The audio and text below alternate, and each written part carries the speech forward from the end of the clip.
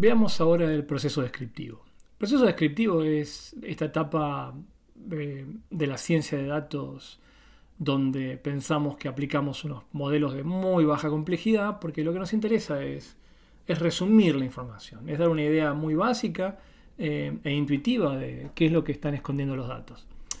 Este proceso descriptivo va a constar de algunas nociones fundamentales que las vamos a ver ahora y vamos a tratar de narrar algunas herramientas que también son como básicas, pero tratando de hacer hincapié en algunos conceptos que están detrás que me parece que son fundamentales.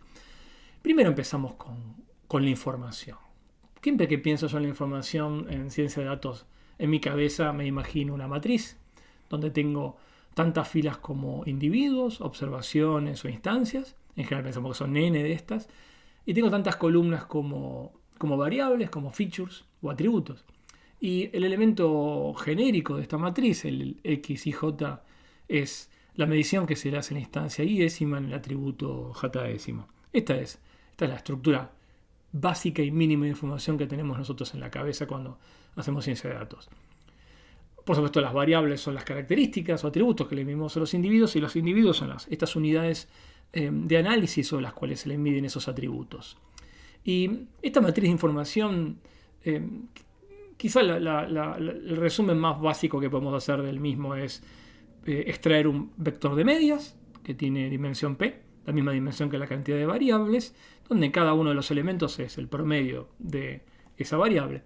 Y por otro lado, la matriz de varianzas y covarianzas, que es una matriz de p por p, donde en la diagonal tenemos las varianzas de las p variables y fuera de la diagonal tenemos las covarianzas cruzadas de una variable con la otra.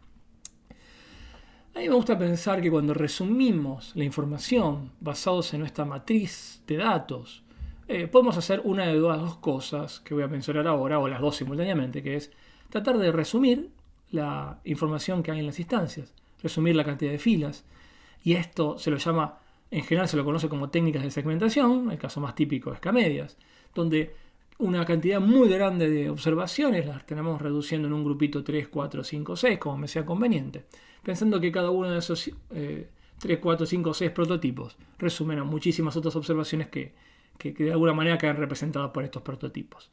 A esas técnicas se llaman de segmentación. Y por otro lado, simétricamente, si yo lo que trato de hacer es resumir la información de las variables, aprovechándome del nivel de asociación que tienen las mismas, lo que estoy haciendo es aplicar técnicas que se llaman técnicas factoriales.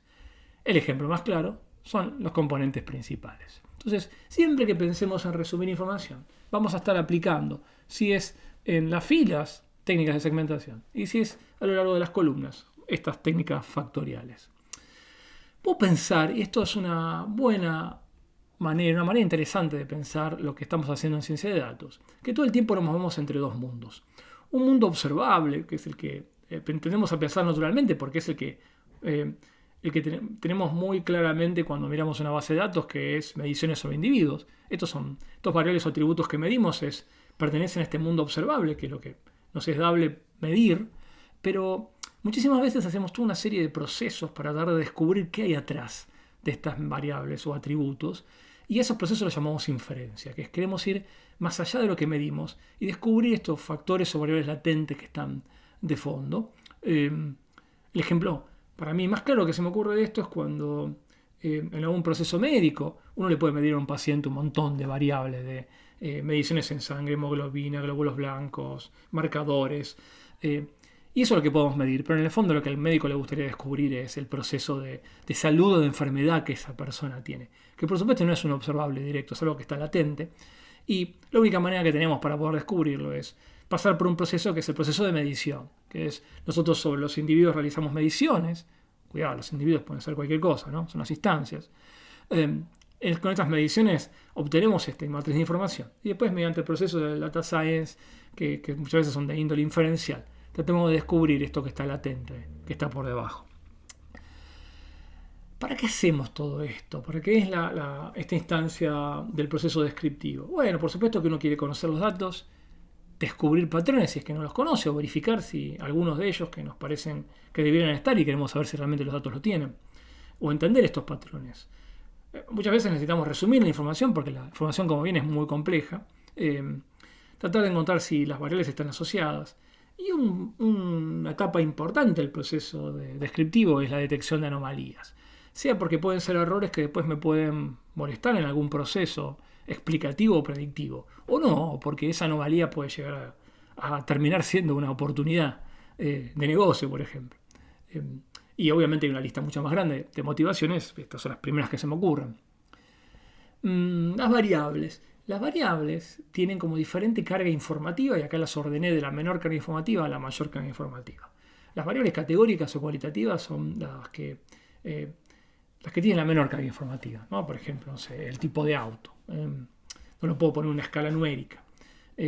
Si después esas categorías yo tengo la capacidad de ordenarlas como las notas de un examen, ya eso es un poquito más de información. Porque todas esas categorías, si bien no sé cuánto más vale una categoría que otra, pero por lo menos sé que tienen un cierto orden. Entonces, las ordinales son preferibles a las categóricas. Y un poquito mejor aún son las discretas, donde realmente tiene un valor numérico. No puedo tener cantidades fraccionarias, yo puedo tener 4 hijos o 3, pero no puedo tener 3,5. Y por supuesto, la estrella de Data Science siempre es lo que todos queremos tener, que son variables continuas, como el salario, el peso, no sé, el tiempo, porque estas son las que tienen la mayor cantidad de información y son las más ricas de analizar. Lo que vamos a hacer ahora es, en los próximos videos, vamos a empezar a mostrar algunos gráficos, algunas herramientas que posiblemente la mayoría los conozcan, otros no, pero a propósito voy a tratar de concentrarme en algunos aspectos que creo que son fundamentales de estas herramientas. Y eso es lo que vamos a hacer en los próximos videos.